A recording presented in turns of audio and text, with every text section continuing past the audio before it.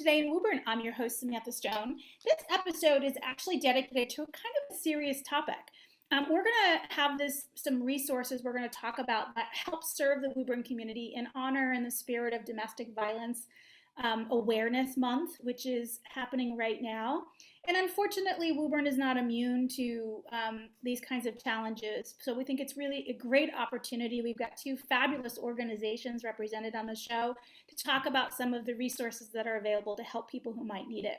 And those of you who are watching, I just want to let you know, many of you may have seen I sent out a solicitation of suggestions for guests that we wanted to have in honor, and that's how I met all the wonderful people who are going to be with me today. But I also want you to know that these are very personal challenges for families and struggles and opportunities and triumphs that people have gone through. But I won't disclose the specifics of anyone's situation, but I want you to know I got two really personal, very touching notes from people who were so grateful that we were covering this topic.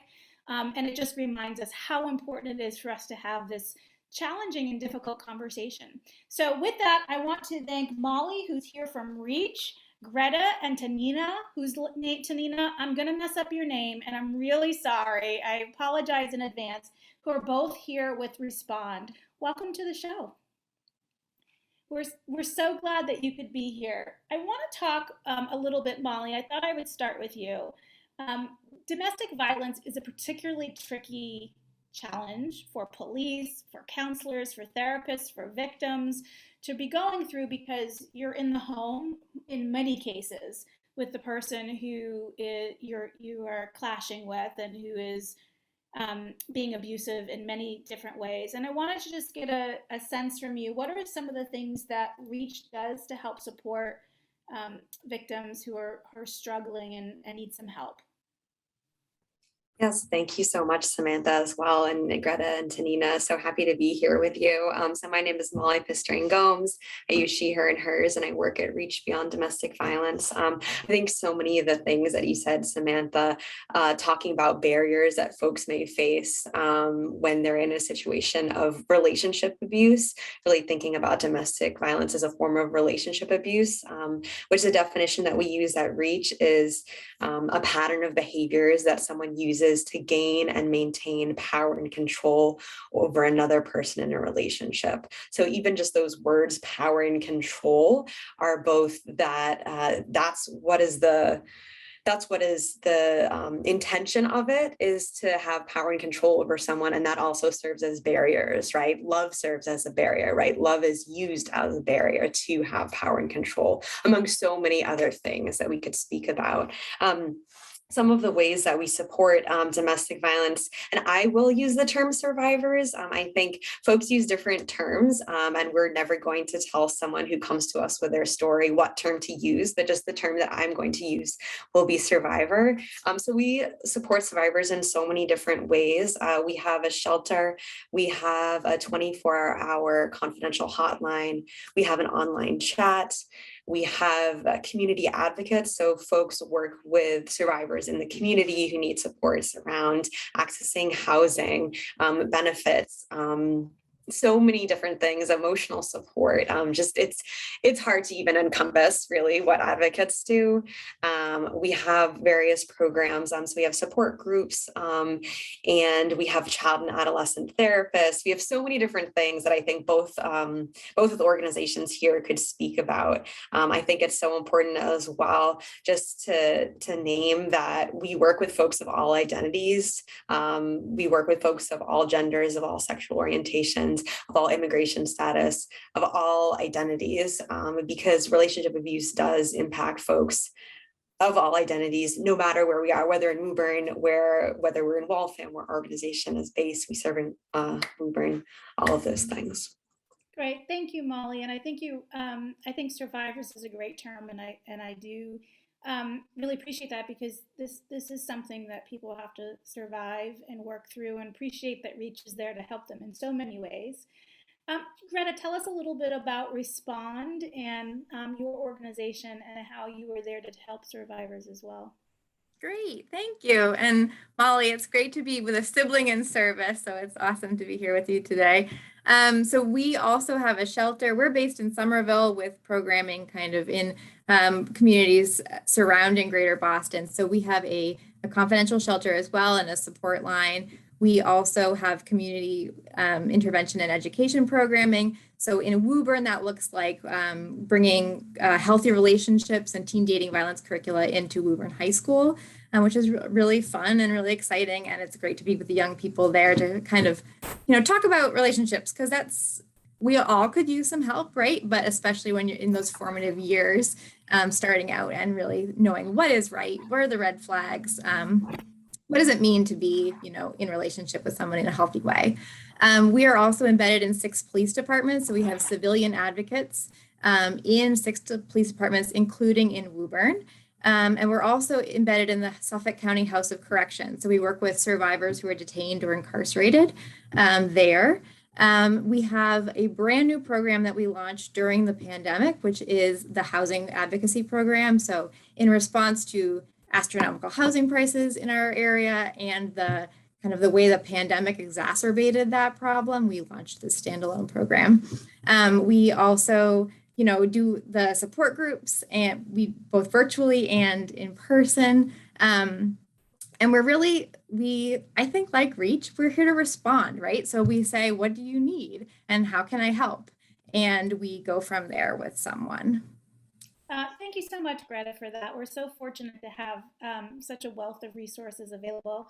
Tanina, tell me a little bit about what that advocacy looks like. So you had mentioned I'm particularly intrigued by resources that are embedded into the police department for someone who asks for help. Tell us a little bit about what their role is, how they're introduced to survivors and such. Sure, absolutely. So in our law enforcement partnership program, we do have civilian advocates that are there that go through the police database on a daily basis. And so it's their job to follow up on all domestic incidents, whether they are physical or verbal in nature. And so they could be following up on a serious assault and battery that took place, or they could be following up on a case where maybe a mother and child seem to have gone into a verbal argument.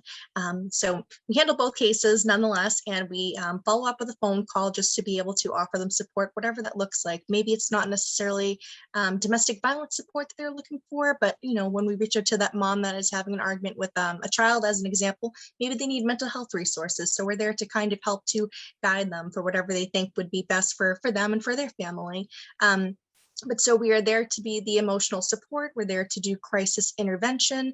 Oftentimes when we're following up on police reports that come through the station, folks are just looking to get some information on restraining orders and how to go about that. And so our advocates are able to go into the Woburn District Court to be there with them.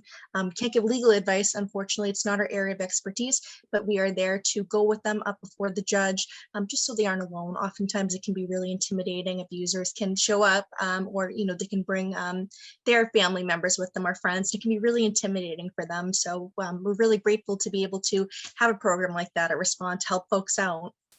And in addition to that, just want to note too that we do facilitate 3 high-risk teams in the community, and so it's been a great way for us to follow up on the most lethal cases in the community to ensure that there is care all around coming from various different agencies, including law enforcement. Thank you for sharing that. I'm so glad to hear that there's someone to do things like go to court and be a support. It can be a very intimidating, confusing process for people under all circumstances, and particularly in an environment like this, where perhaps the people they would normally rely on and lean on are the folks that they need to get some distance from. So thank you for that. Greta, one of the things that I think is always a challenge is understanding how pervasive domestic abuse is. And we know that survivors don't always ask for help. Give us maybe a sense of how much we think is happening, how many people are asking for help, how are we doing in terms of communicating and letting people know that you're there for them. Yeah, that's a great question. So we rely on the statistic that 1 in 4 women, 1 in 7 men, up to 54% of folks who are trans or non-binary have experienced interpersonal violence, especially intimate partner violence. So what we also know is that that's reported numbers, right? And so exactly what you mentioned, all the barriers Molly talked about, those get in the way of folks getting help or even saying, look, something really like terrible happened in my relationship. And so what that looks like is being really responsive when anyone discloses, right? Is being just wherever you fall kind of on the spectrum of violence, whatever's happening to you, like we're here to listen, we're here to, validate what you're experiencing, tell you that that's not, you're not alone. That's not something that just has happened to you in the universe, right? That this is, this has happened to others, and that there are ways to get safe and to access justice, whatever that looks like. So we know that during the pandemic, calls to respond and maybe Molly to reach really dropped when folks were home with abusers, managing childcare, managing their jobs, or all of the things that we were all struggling with this added layer of really intensifying abuse. And so that really illuminated for us what we've always known, right? That reported statistics are never quite what we know is happening in our communities. So when we tell people what we do for work in our personal lives, we always get disclosures, right? And I think that reminds me for sure that it's much more pervasive than even those numbers would tell. Thank you, Greta, for that. One of the things that I think will be important for people to understand is that, correct me if I'm wrong, but when people ask for help, it doesn't mean that you're going to intervene immediately. My sense is you very much take direction from the person who's asking. So sometimes people are ready to disclose, but not quite ready to take help, or don't know what that help looks like, and all the things that happen around that. Greta, can you just sort of confirm if that's true, and maybe describe what options people have when they are first interacting with an organization like Respond? Sure, yeah. So, right, we work with folks no matter where they are in their relationship, in their life. Folks could have experienced violence, as a young person, and now they're an adult. It could be happening right now. They could just be feeling like, I'm getting called names a lot, or I feel like I don't have control over my finances anymore. It could really be anywhere on that spectrum. And like, we're here for a gut check, right? We're here to say, this doesn't feel right. What are some things I can do?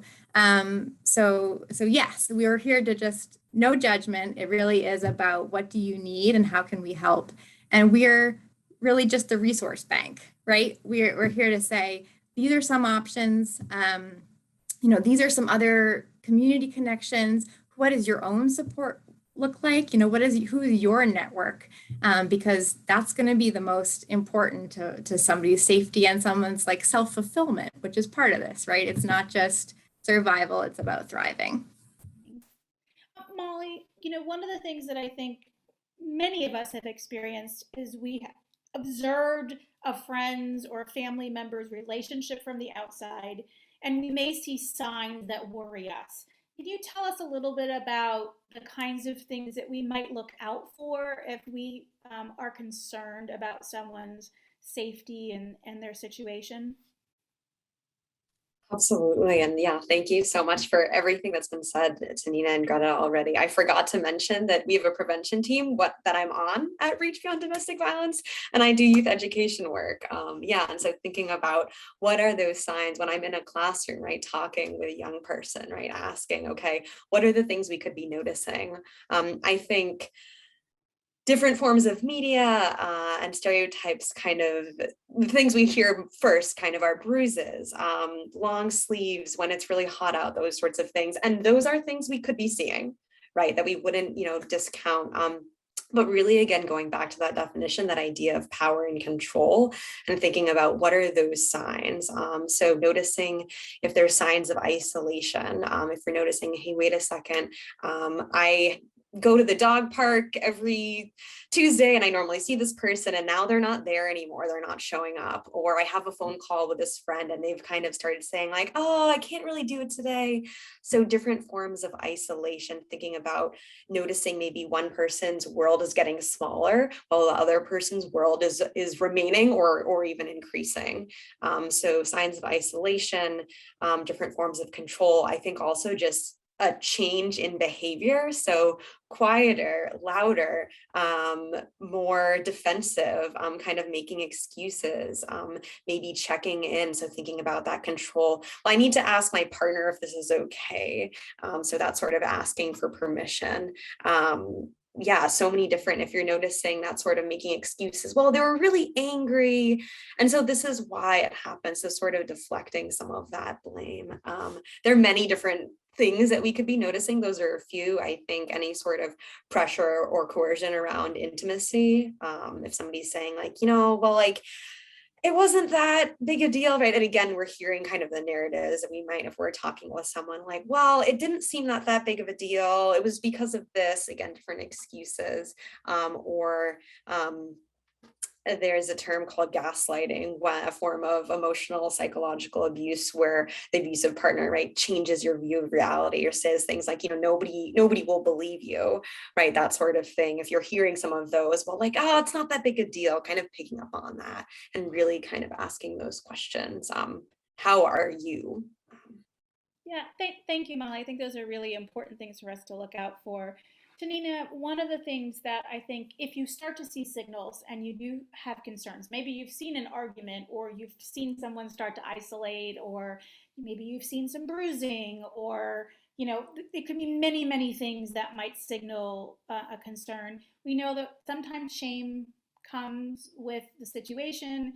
People blame themselves even though they shouldn't, but they do sometimes. What are some ways that if you have a concern, you can approach the person you're concerned about in a way that will make them most receptive to potentially help? And what might we expect if someone's not quite ready to have that help? Absolutely. So I think the most important thing to do is, if you do have those concerns that are coming to mind, pull them aside and make sure you have some privacy to be able to have that kind of conversation with them. When you ask about it, the biggest thing is just listening. Don't feel like you need to interject. Don't feel like you need to be there to give advice. They just want to know that you're there as a friend, as an ally, and you're there to hear them out. Validate them. That's another big thing. And ultimately support them, right? And so support can look like a lot of different things for people. As an example, it could be a regular check-in if it's safe for you to do so. It could be asking them, hey, I understand that there was an incident that took place. Would it be helpful for me to go to the police department with you so you can file a report? It could also look like establishing a safe word with them so that you have a bond and you're able to identify if there's a situation arising where you maybe need to call 911 for them. Ultimately, I would say the biggest thing, though, is you most likely want to refer them to a professional, right? Someone at Reach, someone at Respond, another domestic violence agency. Friends are great. Family members are really helpful, but ultimately you want to leave it to a professional because you can help them to safety plan to a degree, but we have a plethora of information and resources that we can share as well. And so I think that's the best thing to do in order to help them, to empower them. They've had their voices taken away from them for so long, and just be there to help to redirect them to the appropriate resource.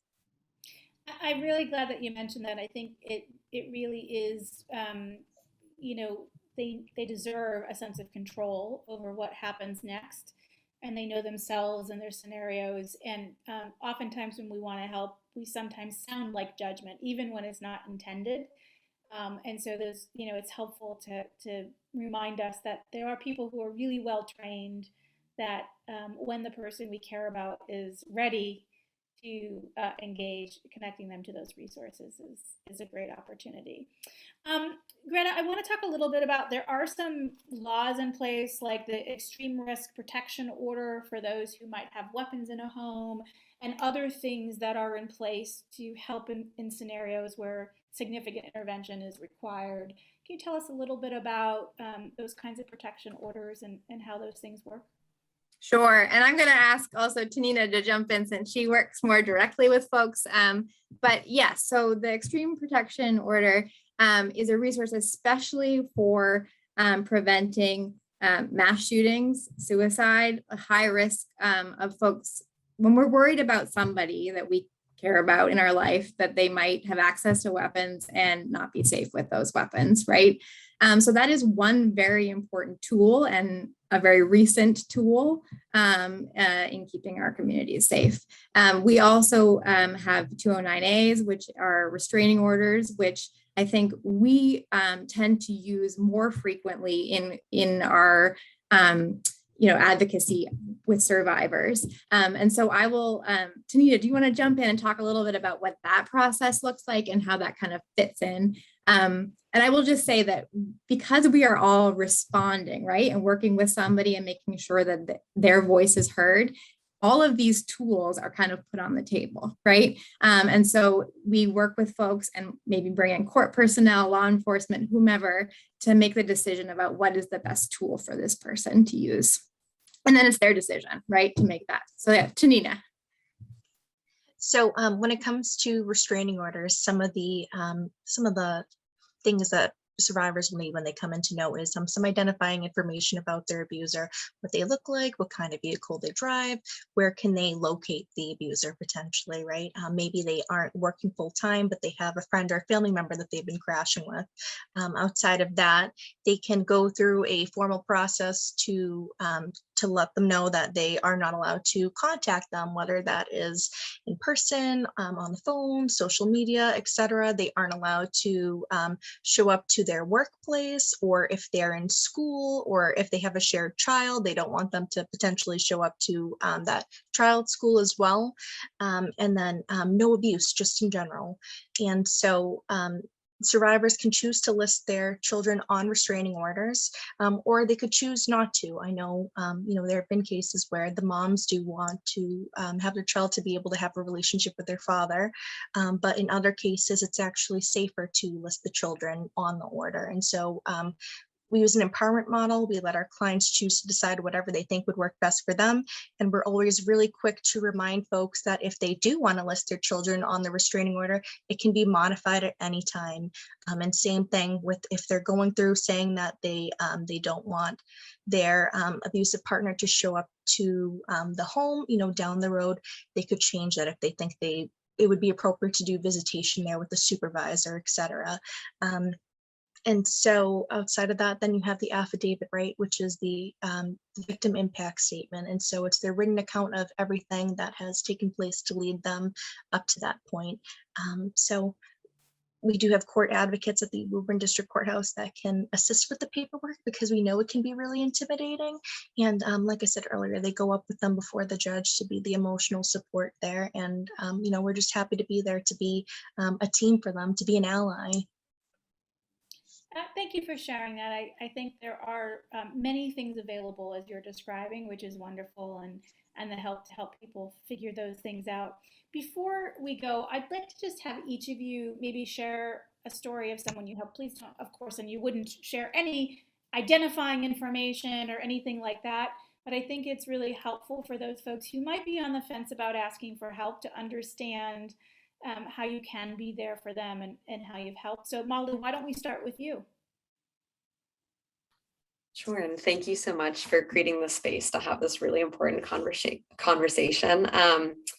I'll use an example. Thinking about, again, I spent a lot of time in school communities, and just part of the work that we do really, I think, with prevention, but then also response and advocacy, is, again, creating that space for conversation, right? Whether it's a survivor coming in, whether it's a community member concerned about someone in their life, whether it's the viewers, right, of this program, whether it's a young person or an educator, right? And so just knowing, being in educational spaces, creating that space, and having someone come up at the end of class, have had, various versions of this, adults and young people, saying, hey, when you were talking about this, it made me think of this. And sometimes it's a hypothetical situation. Oh, I heard about this thing on a TV show, or this is me, or it reminded me of someone that I care about. But being able to create that space to normalize, not say that it's okay, but to normalize again the fact that, like, yes, this happens, and this is a space that we can talk about. And I think both, as Greta and Tanina have been saying, we really serve as connectors. So it might not be, right, as somebody coming into this community, it's not necessarily my role, right, to have a long standing relationship with this person. What we can do is connect them to those folks in their lives, guidance counselors, student adjustment counselors, therapists, educators, to be able to say, okay, these are the people who can help make you safer, help you choose those resources that are best for you. And that is really kind of what we're trying to do. Thank you, Tanina. I'd love to hear, sort of your perspective on it. And I know safety is, sort of the first and paramount thing we're always looking to do. Sometimes it means some type of permanent separation or restraining order. Sometimes I think you've given a couple examples where it's counseling and it's working on how people can work together to have a healthier relationship, and then it's very variable depending on the situation. Tanina, tell us a little bit about what you've observed in the work that you've done. I would say in the work that I've done here at Respond, we've definitely done some incredible things. One of the most exciting things that I'll share, and I'll be general about it, is we were able to do something such as putting a client rather, in hotel placement, who was in an emergency situation that was referred to us by one of our police partners. We were able to provide that family with some financial assistance, and ultimately to help them to safety plan to identify a person that they could stay with, and we were able to fly them across the country to be able to get there. And so when I see the whole team coming together like that, I just think it's incredible, and it reminds me that all the work that we do is really relevant, it's really important, and some days you can go into work and feel like you're not making a difference, but you really are at the end of the day.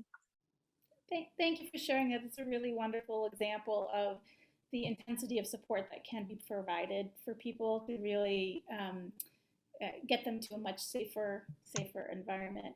Greta, tell us a little bit about your experience. What inspired you to do this type of work? Oh, thank you for that question. I love that question. I was working with young people out, and I had never thought about this except that I knew that I didn't want people to be hurt, right? And I was working with young people, and every young person on my caseload had experienced this either in their own relationships or in the households that they grew up in. And I remember, just in a couple weeks' time, I remember a young person on my caseload having her birth control ripped up by her partner. And another young person on my caseload having her partner pressure her to have an abortion, right? So like the two sides of reproductive decisions being taken away from both of these young people. And in my mind, I thought that domestic violence services were just shelters. And I thought that's not for these people. They don't live with their partners. They live at a school, right? And so it was really eye-opening for me to kind of learn about the empowerment model and learn about the different kind of advocacy work, learn about how listening matters, and got me thinking about the ways that we all have a role to play really in supporting people in our world, in our network. And so that is the most exciting thing to me every day, is being able to talk to people about how we make our community safer. Thank you for sharing that. And thank you all. For those of you who are watching, our production crew will put the contact information and websites and information for both the Respond and Reach on the screens to make sure everybody knows how to reach it. I want to thank Tanina and Greta and Molly for joining me to have this really important conversation. My hope is that it will give people a little inspiration to either help a friend who might be in need, or if they themselves need some assistance, to know that there's tremendous resources out there to help. And as always, Woburn, please continue to take good care of each other.